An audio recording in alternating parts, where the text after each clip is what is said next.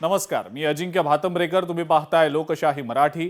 लोकशाही मराठी आणि रुद्रनं exit poll जो केलेला होता, या एक्झिट पोलमध्ये मुंबईमध्ये ठाकरे सेना आणि मनसेला 68 जागा मिळू शकतील असा अंदाज वर्तवण्यात आलेला आहे.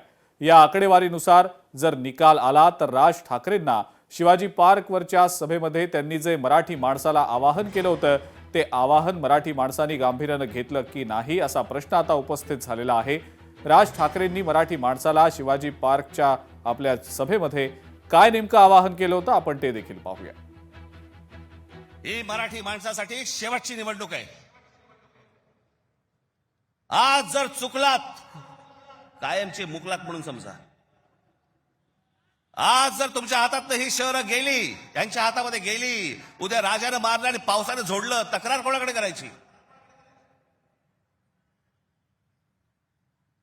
आज इतर राजकीय पक्षांमधले पण जे मराठी लोक आहेत, माझं त्यांनाही आव्हान आहे, सोडा ते सगळं.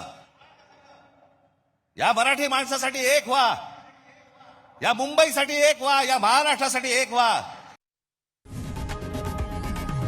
लोकशाही मराठी ऐका, पहा, जागरूक रहा.